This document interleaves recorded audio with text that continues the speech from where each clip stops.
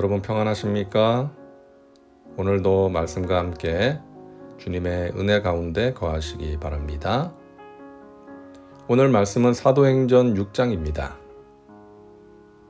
예루살렘 교회에는 외부의 박해뿐만이 아니라 내부적인 갈등의 문제도 있었습니다.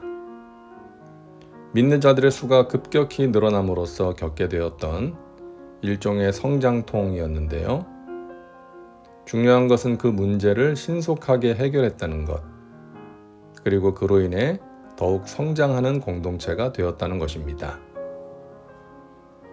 그때의 제자가 더 많아졌는데 헬라파 유대인들이 자기의 과부들이 매일의 구제에 빠짐으로 히브리파 사람을 원망하니. 날이 갈수록 예루살렘 교회의 제자가 더 많아졌습니다. 여기서 제자는 예수님을 구주로 영접한 성도를 의미합니다.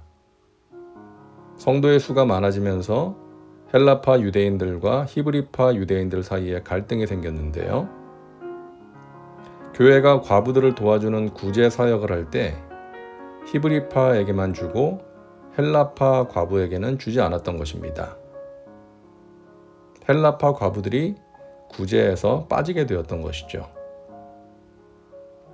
헬라파 유대인은 유대 지역 외에 다른 지역에 거주하다가 예루살렘으로 온 사람들입니다. 이들은 대체로 유대가 식민지화될 때에 강제로 또는 자발적으로 타국에 갔던 사람들로 디아스포라라고 불렸죠. 이들은 헬라어를 사용했습니다. 그런가 하면 히브리파 유대인은 본토에 살면서 아람어를 사용한 유대인들을 지칭하는 말이었죠.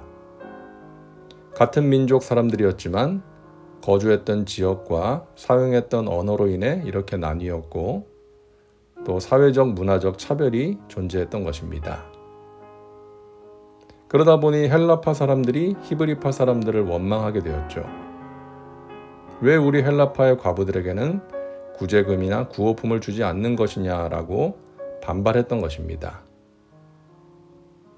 헬라파 유대인들이 구제 대상에서 빠진 것이 의도적인 차별이었는지 아니면 실수였는지 모르겠지만 교회가 급성장하면서 구제에 대한 제도적인 장치가 제대로 마련되지 못했던 결과였던 것 같습니다. 문제를 인식한 사도들은 곧바로 조치를 취하는데요. 12사도가 모든 제자를 불러 이르되 우리가 하나님의 말씀을 제쳐놓고 접대를 일삼는 것이 마땅하지 아니하니 형제들아 너희 가운데서 성령과 지혜가 충만하여 칭찬받는 사람 7을 택하라. 우리가 이 일을 그들에게 맡기고 우리는 오로지 기도하는 일과 말씀 사역에 힘쓰리라 하니. 사도들은 모든 성도들을 소집하는데요. 회의가 열린 것이죠. 그 자리에서 말합니다. 자신들은 기도하는 일과 하나님의 말씀을 전하는 일에 힘써야 하니 과부들을 구제하는 일을 맡길 7사람을 택하라는 것이죠. 그들에게 이 일을 맡기고 사도들은 기도와 말씀에 힘쓰겠다는 것입니다.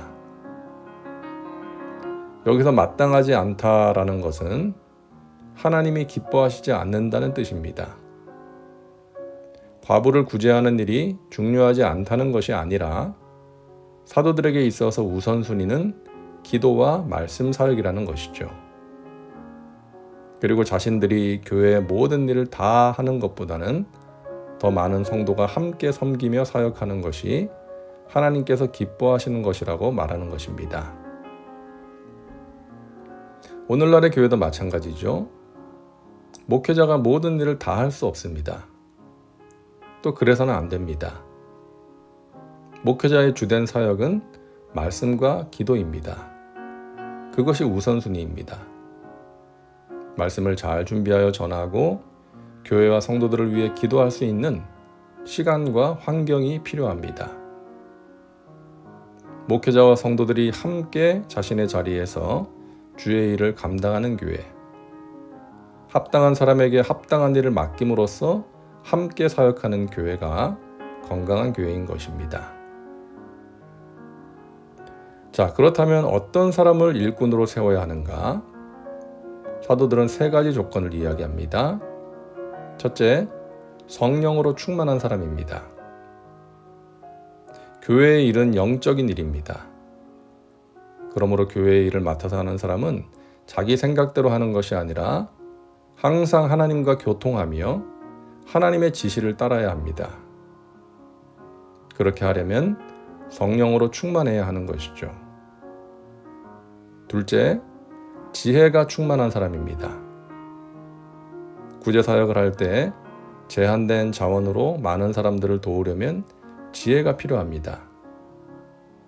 도움이 시급한 사람과 그렇지 않은 사람을 구별할 수 있는 지혜가 필요하고, 또 얼마나 지원해야 하는지를 결정할 수 있는 지혜, 그리고 도움받는 영혼이 상처 입지 않도록 배려하는 지혜도 필요한 것입니다. 지혜롭게 봉사해야 하는 것이죠. 셋째, 칭찬받는 사람입니다. 좋은 인품과 신앙으로 성도들에게 인정받고 칭찬받는 사람이 교회의 일을 맡아서 하면 문제가 생기지 않습니다. 하지만 자신의 야망이나 욕심, 명예욕이 동기가 되어서 일을 맡아서 하게 되면 문제가 생깁니다. 하나님의 뜻에서 벗어날 수 있고 사람들에게 상처를 주고 덕이 안 될 때가 있는 것이죠. 그러므로 좋은 인품과 신앙으로 사람들에게 칭찬받는 사람이 교회의 일꾼으로 세워져야 하는 것입니다. 사도들의 제안을 듣고 온 무리가 기뻐합니다. 만족했다는 것이죠. 사도들의 제안을 성도들이 좋게 생각한 것입니다. 그래서 7명의 일꾼들이 세워지게 됩니다. 이들이 사도들이 했던 구제사역을 맡아서 하게 되었습니다. 자, 오늘 말씀을 통해 우리가 확인할 수 있는 것은 아무리 성령으로 충만하고 하나님의 축복 가운데 성장하는 교회라 할지라도 문제가 없을 수 없다는 것입니다. 건강한 교회는 문제가 없는 교회가 아닙니다. 문제를 지혜롭게 해결하고 문제를 통해 발전해가는 교회입니다. 문제를 통해 구성원들 간의 소통 능력과 공감 능력을 키울 수 있는 교회입니다. 우리의 교회가 그런 교회 되기를 소망합니다. 문제로 인해 분열되고 상처를 주고받는 것이 아닌 문제를 통해 더욱 깊이 공감하고 소통함으로써 하나가 되고 성장할 수 있는 그런 건강한 교회가 되기를 소망합니다. 기도합니다. 사랑과 은혜가 풍성하신 하나님, 오늘도 말씀과 함께 살게 하시니 감사합니다. 예루살렘 교회에 생긴 문제와 그 문제를 해결하는 모습을 보았습니다. 우리의 교회에 생기는 문제들을 하나님의 뜻 가운데 아름답게 해결할 수 있는 지혜를 주시옵소서. 문제를 통해 분열되고 퇴보하는 것이 아니라 문제를 통해 더욱 합심하고 단결하고 성장하는 우리의 교회가 되게 하옵소서. 세워진 일꾼들, 그리고 앞으로 세워질 일꾼들이 성령과 지혜가 충만하여 칭찬받는 사람들 되게 하여 주시옵소서. 예수님의 이름으로 기도하옵나이다. 아멘. 오늘도 말씀과 함께 은혜 가운데 거하시기 바랍니다. 여러분 사랑하고 축복합니다.